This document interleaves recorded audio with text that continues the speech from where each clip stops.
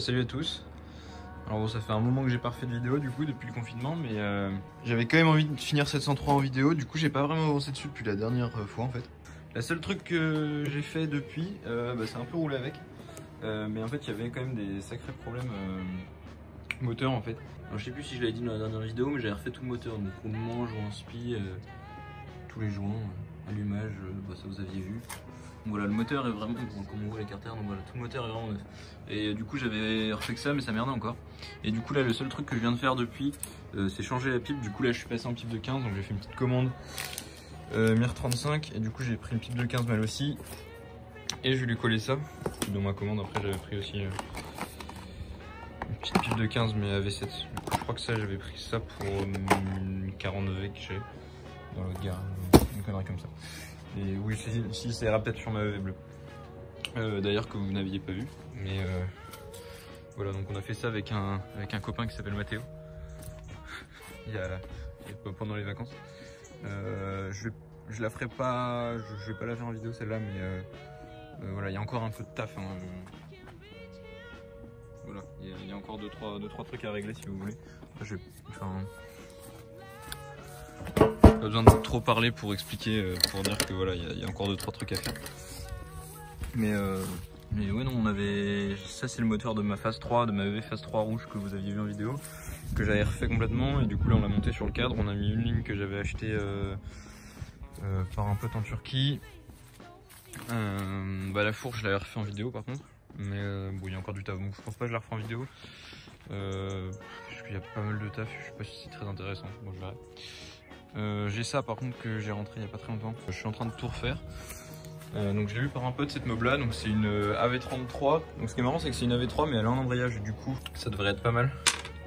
Tac.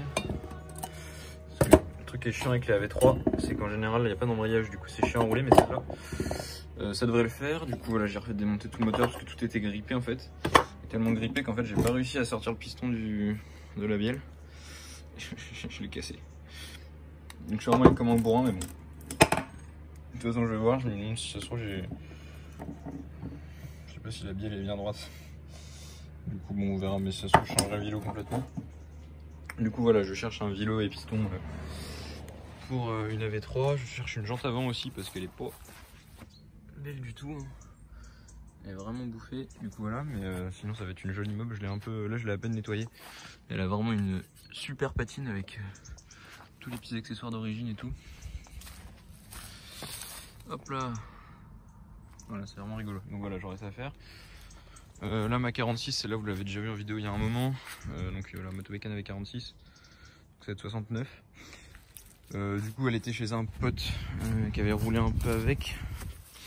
Et là je l'ai ramené là parce qu'en gros en fait pour tendre la chaîne sur ces modèles là, en fait c'est des vis qu'on met, qui sont sur le cadre et qui se prennent sur une espèce de tôle. Je vais vous montrer. Voilà. L'espèce de tôle à gauche là, c'est la tôle c'est une tôle qui est prise sur le moyeu en fait. Et du coup en fait en la faisant reculer ou avancer, après on serre et en fait là les vis sont pétées quand on les avait dévissées. Parce que cette mob là est quand même bien rusty. Du coup voilà, comme les vis sont pétées, il faut que le temps que j'en retrouve d'autres. J'ai l'impression que c'était des vis un peu spéciales. Parce que d'un côté c'est comme ça, mais de l'autre côté c'est plat en fait. Donc c'est assez bizarre. Donc voilà, j'aurais ça à faire, mais sinon celle-là elle tourne bien. Mon autre V là-bas, qui a un problème, qui est qu'en fait, hop là, bah, la courroie, enfin, le plateau tourne mais pas la chaîne. En fait c'est un plateau VSX, et le plateau VSX c'est de la grosse merde.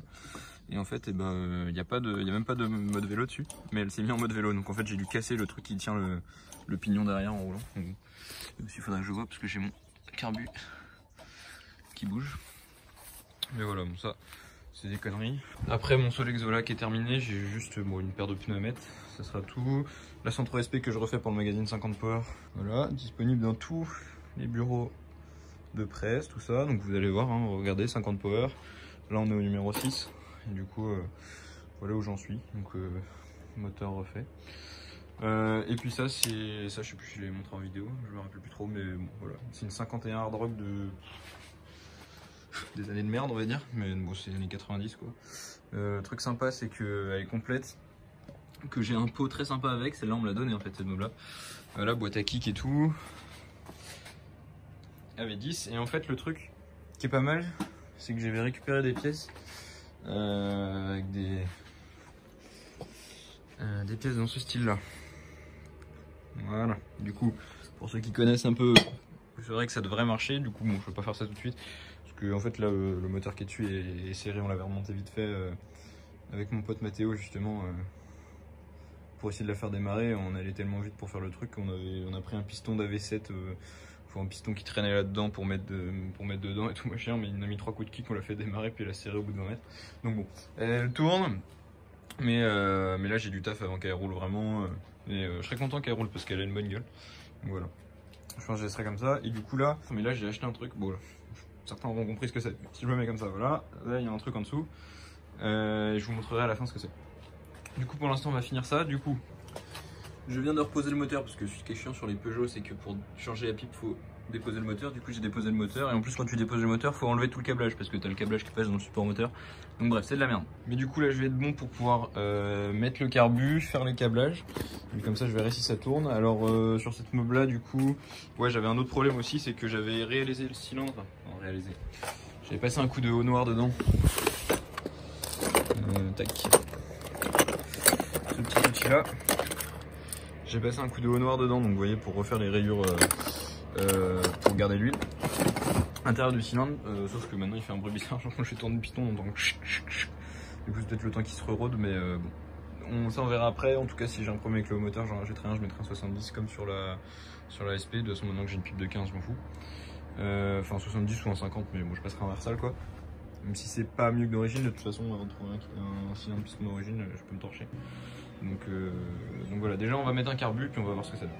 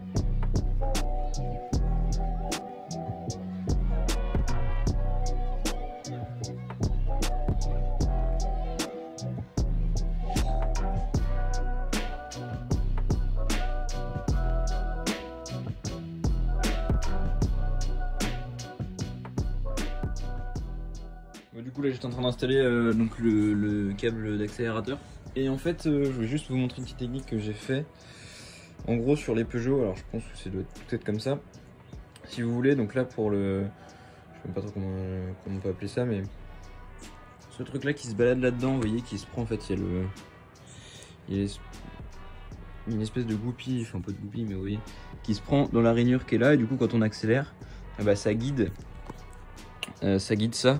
Et du coup toute cette partie là glisse dans la gorge et du coup forcément ça entraîne du coup ça vers là et du coup ça tire le câble et donc ça fait accélérer.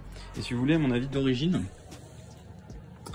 c'est fait exprès pour que ce truc là, donc voilà, on met comme ça, s'arrête comme ça, vous voyez.